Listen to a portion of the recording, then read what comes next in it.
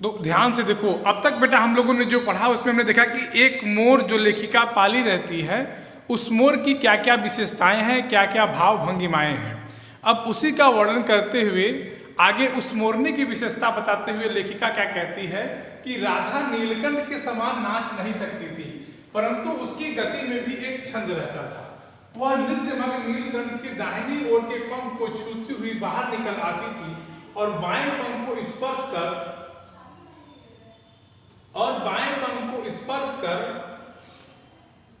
छूती हुई बाईं ओर निकल बाएं ओर स्पर्श कर दाहिनी ओर। इस प्रकार उसकी परिक्रमा में भी एक पूरक काल परिचय मिलता था। नीलकंठ ने कैसे समझ लिया कि उसका नृत्य मुझे बहुत भाता है, यह तो नहीं बताया जा सकता, परंतु अचानक एक दिन मेरी जाली घर के पास पहुंचते ही अपने झूले से उतरकर नीचे आ गया और पंखों का सतरंगी मंडलाकार छाता तान कर नृत्य की भंगिमा में खड़ा हो गया।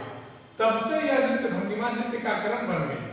प्रायः मेरे साथ कोई न कोई विदेशी देशी अतिथि भी पहुंच जाता था और नीलकंठ की मुद्रा को अपने प्रति सम्मान पूर्वक समझकर विस्मयाभिभूत हो उठता था। कई विदेशी महिलाओं ने उसे परफेक्ट जेंटलमैन की उपाधि दे डाली। जिस नुकीली पहनी चोट से वह भयंकर फिस्टर को खंड खंड कर सकता था, उसी से मेरी हथेली पर रखे हुए भुने हुए चने ऐसी कोमलता से हौले हौले उठाकर खाता था। हंसी भी आती थी और विस्मय भी होता था। फलों के वृक्षों से अधिक उसे पुष्पित और पल्लवित वृक्ष भाते थे। देखो, इस संपूर्ण पैराग्राफ में मोर और मोरनी की विशेषता है बेटा। क्या है? मोर और मोरनी की विशेषता। ठीक है, अब देखिए वो विशेषताएं कैसी हैं। कभी मोर नाचता था, कभी नहीं, और इतना अच्छा नाचता था कि लोग उसे परफेक्ट जेंटलमैन कह देते थे। क्यों? क्योंकि उसकी नाचने की जो कला थी बहुत अद्वितीय थी और लोग उसको देख के बहुत आश्चर्यचकित हो जाते थे। और उसकी एक और विशेषता थी, जैसे वो था पक्षी, मोर है तो पक्षी ही, तो ज्यादातर पक्षी बेटा आप ध्यान दोगे कि वो फल वाले वृक्ष पर बैठना पसंद करते हैं, न कि किसी अन्य वृक्ष पर। लेकिन जो मोर पक्षी है, ये जो नीलकंठ है और उसकी जो राधा है, ये दोनों क्या करती हैं? इनको पुष्पित और पल्लवित वृक्ष, पुष्पित और पल्लवित वृक्ष कहने का मतलब है कि जो पेड़ बहुत हरे भरे रहे, फूलों से जैसे रहे, फूलों से लदे रहे, उनको ये ज्यादा पसंद आते थे। ठीक है, चीजें क्लियर है? कहते हैं कि बसंत में जब आम के वृक्ष सुनहली मंजरियों से लद जाते थे, अशोक नए लाल पल्लवों से ढक जाता था, तब जाली घर में वह इतना अस्थिर हो उठता कि उसे बाहर छोड़ देना पड़ता। बसंत ऋतु में जब देखते हो ना, जो आम का फल होता है, जो आम को जिसे गांव की भाषा में बौर कहते हैं, तो इसको मंजरी कहते हैं, इसको बौर, जिसको आम कहते हैं ना कि आम का पेड़ बौरा गया, तो जिस आम के जो फल लगते हैं, बौर जिसे कहते हैं, उसे मंजरी कहते हैं। तो कहते हैं कि जब आम के वृक्ष बसंत की ऋतुओं में उस पे मंजरियां लग जाती थी और अशोक का जो पेड़ होता है उसमें नए नए पत्तियां आ जाती थी, तब जाली घर में एकदम वो बेचैन हो जाता था। कौन? नीलकंठ। और तब लेखिका को मजबूर होकर क्या करना पड़ता था कि उसको बाहर निकाल देना पड़ता था। ठीक है, ये चीज, इतनी बात क्लियर हो गई? यहां तक किसी को कोई दिक्कत? चलिए, अगर नहीं दिक्कत है तो आगे बढ़ते हैं। कहते हैं कि नीलकंठ और राधा की सबसे प्रिय तो वर्षा ही थी। मेघों के ऊपर आने के पहले ही वो हवा में उसकी सजल आहट पा लेते थे और तब उनकी मंद केका की गूंज अनुगूंज तीव्र से तीव्रतर होती हुई मानो बूंद के उतरने के लिए सोपान पंक्ति बनने लगती थी। मेघ के गर्जन के ताल पर ही उसके तन्मय नृत्य का आरंभ होता और फिर मेघ जितना अधिक गरजता, बिजली जितनी अधिक चमकती, बूंदों की रिमझिमाहट जितनी तीव्र होती जाती, नीलकंठ के नृत्य का वेग उतना ही बढ़ता जाता और उसकी केका का स्वर उतना ही मंद्र और मंद्रतर होता जाता। ठीक, वर्षा के थम जाने पर वह दाहिने पंजे पर दाहिना पंख और बाएं पर बायां पंख फैलाकर सुखाता। कभी कभी वे दोनों एक दूसरे के पंखों से टपकने वाली बूंदों को चोंच से पी पी कर पंखों का गीलापन दूर करते रहते। इस आनंदोत्सव की रागिनी में बेमेल स्वर कैसे बज उठा, यह भी एक करुण कथा है। अब देखिए, अब इसमें राधा और नीलकंठ दोनों के संवेदना का वर्णन है। संवेदना कैसे? लेखिका कहती है कि मोरों को सबसे अधिक जो प्रिय बेटा होता है वो होता है वर्षा ऋतु। वर्षा ऋतु में वर्षा के आने की आहट मनुष्यों से पहले वो कैसे पा लेते हैं, इसका वर्णन लेखिका करती हुई कहती है कि बारिश की रिमझिमाहट, बादलों का गरजना, बिजलियों का चमकना, ये जो चीजें हैं, जो एक पक्षी जिसको पसंद करता है और जिसका वो आनंद लेता है, आनंदोत्सव मनाता है अपनी राधा के साथ। राधा क्या है? एक प्रकार से उसकी प्रेमिका भी है, उसकी सहचरी है। किसकी? नीलकंठ की। नीलकंठ कौन है? एक मोर है। बात समझ में आ रही है बेटा सबको? बताओ। कहते हैं कि जब बिजली चमकती थी, जब बारिश होती थी, तब क्या करता था? केका माने क्या होता है? ये कंठ। केका से उसके म्याऊं म्याऊं की जो मोर की प्यारी सी ध्वनि निकलती है, सबको मंत्र खुश कर देती थी और उससे मतलब सबको एकदम प्रसन्न कर देती थी। इतना बात बेटा सबको समझ में आई। और कहते हैं कि जब वर्षा बीत जाती थी, तब पंखों को सुखाने की बारी आती थी, तब क्या करते थे? बाएं पर बायां पंख, दाएं पर दायां पंख रखकर एक दूसरे का वो गीलापन दूर करते थे। और जो बूंद उनके सर से टपकती थी, पंखों से टपकती थी, उसको चोंच से पी पी करके वो क्या करते थे? उसका गीलापन दूर कर देते थे। अब कहते हैं कि इसमें इनकी आनंदोत्सव की रागिनी का स्वर कैसे बढ़ता है, इसकी एक करुण कथा है। मतलब उनके प्रेम का जो आनंद है उसकी भी एक अलग गाथा है। ठीक है बेटा, बात समझ में आ गई? बोलिए। Yes sir. समझ में आ रहा है ना? किसी को कोई दिक्कत तो नहीं हो रही है ना? No sir. कहते हैं कि एक दिन मुझे किसी कार्य से नखास कोने से निकलना पड़ा और बड़े मियाँ ने पहले के समान कार को रोक लिया। इस बार किसी पिंजरे की ओर नहीं देखूंगी, यह संकल्प करके मैंने बड़े मियाँ की विरल दाढ़ी और सफेद डोरे से कान के बधी ऐनक को अपने ध्यान का केंद्र बनाया। पर बड़े मियाँ के पैरों के पास जो मोरनी पड़ी थी उसे अनदेखा करना कठिन था। मोरनी राधा के समान ही थी। उसकी मूंछ से बंधे दोनों पंखों की अंगुलियां टूटकर इस प्रकार एकत्रित हो गई थी कि वह खड़ी नहीं हो सकती थी। अब इस पैराग्राफ में देखो वही बात है, लेखिका फिर वहीं पहुंचती है। कहां? उसी बहेलिये की दुकान पर, उसी बड़े मियाँ की दुकान पर जहां से नीलकंठ और राधा को वो लाई थी। इस बार भी लेखिका किसी तरह वहां जाती है, किसी तरह किसी काम से उधर जाती है, तो बड़े मियाँ क्या करते हैं? कार को रोक लेते हैं। क्यों? क्योंकि बड़े मियाँ को ये पता है कि लेखिका यानी जो महादेवी वर्मा है, इनको पशुओं से, पक्षियों से अथाह प्रेम है, तो रोक लेता है इनको, देखिए रुकिए रुकिए रुकिए। और फिर लेखिका ये सोचती है कि इस बार मैं इससे पक्षियों के बारे में बात ही नहीं करूंगी, मुझे पक्षी खरीदना ही नहीं है। वो बड़े मियाँ को सोचती है कि अपनी बात में उलझा ले, लेकिन हकीकत कुछ और है। क्या? एक छोटा सा मोर और है, उसके उसकी अंगुलियां टूट गई हैं, वो खड़ा नहीं हो पाता है, और वो है कहाँ? उसी बड़े मियाँ के पैरों के पास। अब लेखिका जब बड़े मियाँ को देखती है तो अनायास ही वो मोर दिख जाता है। अब जब अनायास वो मोर दिख गया बेटा, तो लेखिका की क्या है? ये एक मजबूरी है। मजबूरी क्या है? कि उसको खरीदना ही है। इतना चीज क्लियर हो गई? बोलिए, यहां तक किसी को कोई दिक्कत? ठीक है, आगे देखिए। आगे कहते हैं कि बड़े मियाँ की भाषण में फिर दौड़ने लगी। देखिए गुरुजी, कम्बख्त चिड़ी मारने बेचारी का क्या हाल किया है। ऐसे कभी चिड़िया पकड़ी जाती है? आप न आई होती तो मैं उसी के सिर पर इसे पटक देता, पर आपसे कभी अधमरी मोरनी ले जाने को कैसे कहूँ। अब देखो, यहाँ जो बड़े मियाँ, जो दुकानदार है, जो बहेलिया है, वो अपना दिमाग लगाता है, क्या करना है? उसको मोरनी को बेचना है। और वह क्या कहता है कि कहते हैं कि बड़े मियाँ की भाषा में माने बड़े मियाँ की एक आदत थी। क्या आदत थी? वो बहुत बोलता था, अपना सामान बेचने के लिए लोगों को तमाम तरह के प्रलोभन देता था। तो फिर उसने इस बार भी क्या कहा कि गुरुजी देखिए उस कमबख्त, अब देखिए दोष किसको दे रहा है? जो उसके यहाँ उस मोरनी को लेके आया है। किस मोरनी को? जिसके पास पैर नहीं है। पैर है भी तो टूटे पड़े हैं। अब देखिए उसका दोष दे रहा है कि क्या ऐसे चिड़िया पकड़ी जाती है, ऐसे नहीं पकड़ी जाती है। अगर आप ना आई होती, माने कौन, अगर लेखिका ना आई होती तो बड़े मियाँ क्या कहते हैं कि मैं उसको वहीं उसके सर पे पटक देता कि ले मैं तुम्हारा नहीं लूंगा, लेकिन आपको देखकर मुझे लगा कि मैं खरीद लूं। लेकिन अब समस्या मेरे सामने ये है कि मैं इस अधमरी मनमोहनी को कैसे कहूं कि आप खरीद लीजिए। मेरे सामने भी समस्या है। देखो बड़े मियाँ की जो बात है वो कुल मिला जुला के यही कि उनको मोरनी बेचना है।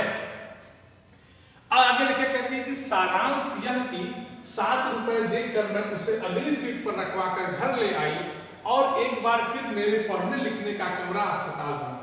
पंजों की मरहम पट्टी और देखभाल करने पर वह महीने भर में अच्छी हो गई। उंगलियां वैसी ही टेढ़ी मेढ़ी रही, परंतु वह ठूंठ जैसे पंजों पर डगमगाती हुई चलने लगी। तब उसे जाली घर में पहुंचाया गया और नाम रखा गया कुब्जा। अब देखिए अब लेखिका क्या कहती है कि बड़े मियाँ की बात सुनने के बाद लेखिका को भी मोरनी पर दया आई होगी, तो लेखिका ने क्या किया कि बड़े मियाँ से उस मोरनी को खरीद लिया। और खरीद लेके अब चूंकि अधमरी है, घायल है, तो जाहिर सी बात है कि लेखिका का काम बढ़ेगा।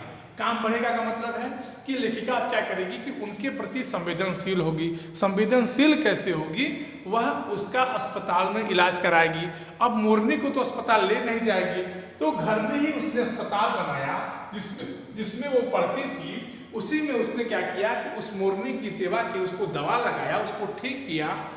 तो कुल मिला जुला के उसने इतना कर दिया कि जो मोरनी थी वह चल फिर सकती थी, थोड़ा बहुत हिल फिर लेती थी। कहते हैं कि अगर कैसे किसी तरह से वह अपने पंजों पर डगमगाती हुई चलने लगी, और डगमगाती माने ऐसे ऐसे चलना, मतलब सीधे एक फ्लोर पे ना चले, ऐसे ऐसे चले लंगड़ाते हुए। तो उसका नाम रखा गया कुब्जा। कुब्जा एक पात्र है महाभारत की, वो भी ऐसे ऐसे चलती थी टेढ़ी होकर के। तो नाम के अनुरूप जैसा नाम, ठीक है, जैसा नाम था वह सब स्वभाव से कुब्जा प्रमाणित हुई। ठीक है। अच्छा, कुब्जा की एक और विशेषता थी, कुब्जा हमेशा एक दूसरे में झगड़ा लगाती थी। कुब्जा जो नायिका थी महाभारत में, जो पात्र है, वो एक दूसरे से झगड़ा लगाती थी, तो इसका नाम भी कुब्जा रख दिया गया। क्यों? क्योंकि कुब्जा की तरह चलती थी। अब क्या हुआ कि स्वभाव से भी क्या हुई, कुब्जा प्रमाणित हुई, मतलब उसका स्वभाव भी कुब्जा, जैसा नाम यथा नाम तथा गुण, जैसा नाम वैसा गुण। अब चूंकि वो पैर से विकलांग थी, चल नहीं पाती थी, उसका नाम क्या रखा गया, कुब्जा। अब कुब्जा जब नाम रख दिया गया है तो उसका स्वभाव देखिए। कहते हैं अब तक नीलकंठ और राधा साथ रहते थे, अब कुब्जा उन्हें साथ देखते ही मारने दौड़ती। देखो क्या बात है कि नीलकंठ और राधा का साथ कुब्जा को अच्छा नहीं लग रहा है। चोट से मार मार कर उसने राधा की कलगी नोच डाली। अब देखो उसने प्रहार किसको किया, राधा को उसने मारा, पंख नोच डाले। कठिनाई यह थी कि नीलकंठ उससे दूर भागता था और वह उसके साथ रहना चाहती थी। देखो क्या गजब विडंबना है, क्या लेखिका लिखती है कि वह राधा और नीलकंठ को अलग करना चाहती है। कौन? जो कुब्जा नाम की मोरनी है, राधा और नीलकंठ को अलग करना चाहती है, जो कुब्जा नाम की मोरनी है बेटा। लेकिन नीलकंठ कुब्जा के साथ नहीं रहना चाहता। एक त्रिकोण प्रेम है, जानवरों का एक त्रिकोण प्रेम है। ठीक है। और क्या कहती है, न किसी जीव जंतु से उसकी मित्रता थी, न वह किसी को नीलकंठ के समीप आने देना चाहती थी। उसी बीच राधा ने 2 अंडे दिए जिनको वह पंखों में छिपाए बैठी रहती थी। पता चलते ही कुब्जा ने चोंच मारकर राधा को ढकेल दिया और फिर अंडे फोड़कर ठूंठ जैसे पैरों से सबको छितरा दिया।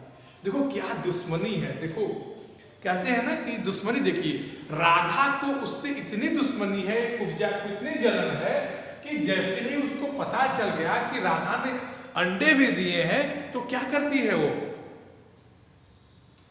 बताइए वो क्या करती है, तब उसके अंडों को तोड़ देती है और उसके जो ठूंठ जैसे पैर थे उससे वो अंडों को क्या करती है बेटा, छितरा देती है, माने फैला देती है।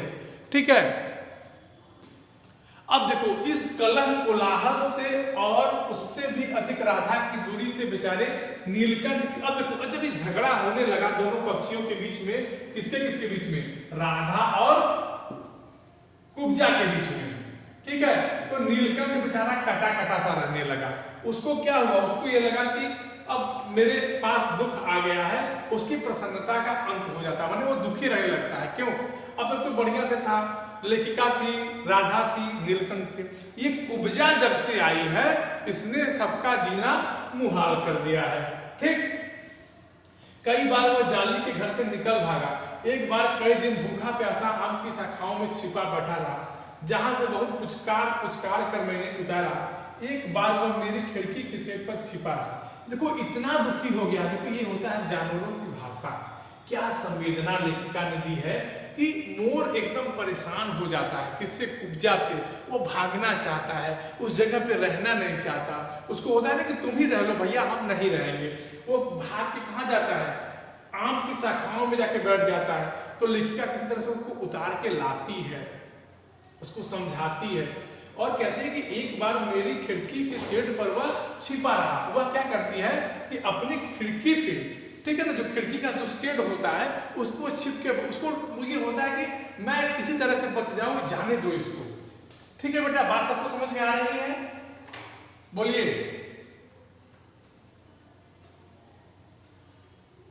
आगे देखिए, लिखती है कि मेरे दाना देने जाने पर वह सदा की भांति पंखों को मंडलाकार बनाकर खड़ा हो जाता था, पर उसकी चाल में थकावट और आंखों में एक शून्यता रहती थी। अपनी अनुभवहीनता के कारण ही मैं आशा करती रही कि थोड़े दिनों बाद सब में मेल हो जाएगा।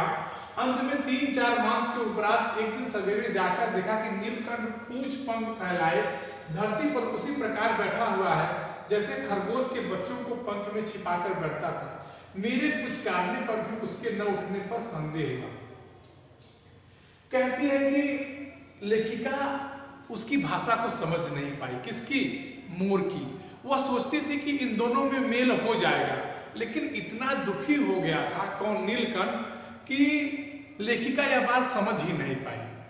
और कहती है कि कुछ दिन बाद, 3-4 महीने के बाद एक दिन जाके क्या देखती है कि नीलकंठ पूंछ फैला के बैठा हुआ है। और कैसे कि जैसे वो खरगोश के बच्चों को अपने पास फैला के बैठता था। और लेखिका उसको बुलाती रही, लेकिन जब वो नहीं उठा, कौन, नीलकंठ, तब लेखिका को शंका हुई कि अरे ये क्या हो गया, इसको तो मैं पहले दाना पानी डालती थी तो बड़ा खुश होता था, लेकिन आज ऐसा क्या हो गया कि न उठ रहा है न बोल रहा है, आखिर हुआ क्या? अब लेखिका लिखती है कि वास्तव में नीलकंठ मर गया था। कितनी गजब बात है ना। क्यों का उत्तर तो अब नहीं मिल सका है, न उसे कोई बीमारी हुई, न उसके रंग बिरंगे फूलों से स्तबक जैसे शरीर में किसी चोट का चिन्ह मिला। मैं अपने शाल में लपेट कर उसे संगम ले गई। जब उसे गंगा की बीच धार में प्रवाहित किया गया, तब उसके पंखों की चंद्रिकाओं से बिंबित प्रतिबिंबित होकर गंगा का चौड़ा पाट एक विशाल मयूर के समान तरंगित हो उठा। अब नीलकंठ मर चुका था, अब नीलकंठ इस दुनिया में नहीं था, उसका देहावसान हो चुका था। कितना दुखद घटना है, दुख से मर गया था। कुब्जा और राधा के बीच झगड़े से वह क्या हो गया, परेशान होकर उसने अपने प्राण त्याग दिए। लेखिका कहती कि जब मैं उसे बहाने के लिए, प्रवाहित करने के लिए गंगा में ले गई, गंगा माने यही संगम पर इलाहाबाद में, क्यों? क्योंकि लेखिका इलाहाबाद में रहती थी, और जब संगम पे ले जाती है तो क्या होता है, और जब उसको बहाती है, प्रवाहित करती है, तो जब सूर्य की किरणें उसकी पंखों पर पड़ती है तो ऐसा लगता है कि संपूर्ण गंगा मयूर से ढक गया है। ठीक है, कहते हैं कि नीलकंठ के न रहने पर राधा तो निश्चित से कई दिन कोने में बैठी रही।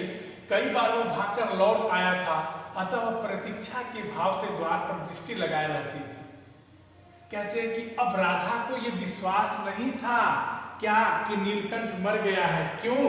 क्योंकि नीलकंठ जब भी गुस्सा के भागता या बाहर जाता तो वापस आ जाता था, लेकिन अब राधा को ये बात पता नहीं है। क्या नहीं पता है?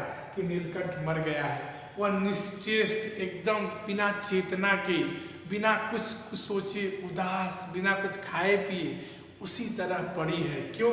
उसको ये विश्वास है क्या कि मेरा नीलकंठ जरूर आएगा। ठीक है बेटा, किसी कोई दिक्कत है यहाँ तक? बोलिए। कहते हैं पर कुब्जा ने कोलाहल के साथ खोज आरंभ की। खोज के क्रम में वह प्राय जाली का दरवाजा खोलते ही बाहर निकल आती थी और आम, अशोक, कचनार आदि की शाखाओं में नीलकंठ को ढूंढती रहती थी। एक दिन आम से उतरी ही थी कि कजली सामने पड़ गई।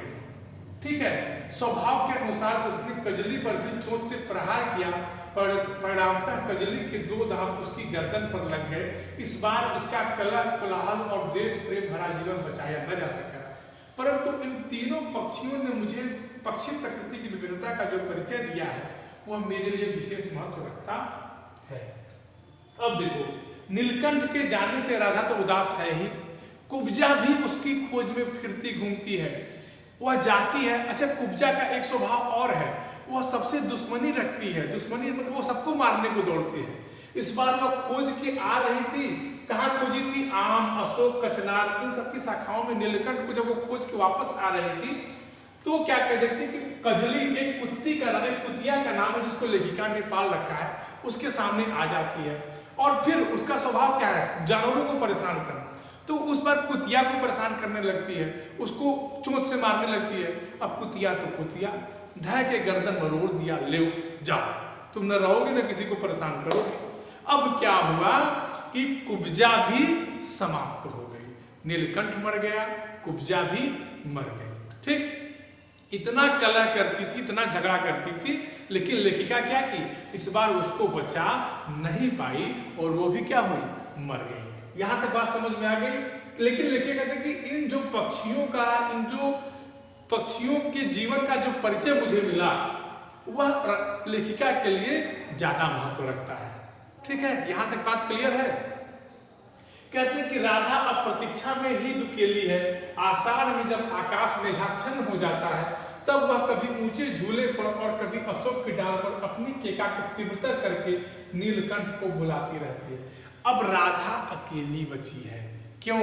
क्योंकि नीलकंठ भी नहीं है और कुब्जा भी नहीं है। तो लेखिका कहती है कि जब वही आकाश के मौसम आते हैं, जब वो नीलकंठ के साथ खेला करती थी, उनके साथ केका स्वर निकाला करती थी, पंखों को फैलाया करती थी, अब कोई है नहीं। अब वही राधा अकेली अकेली जाकर अपने आवाज में किसको बुलाती है? नीलकंठ को बुलाती है।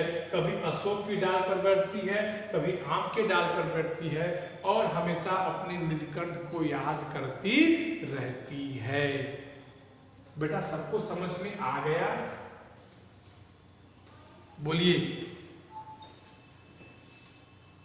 बेटा, सबको समझ में आया कि नहीं, ये बताओ।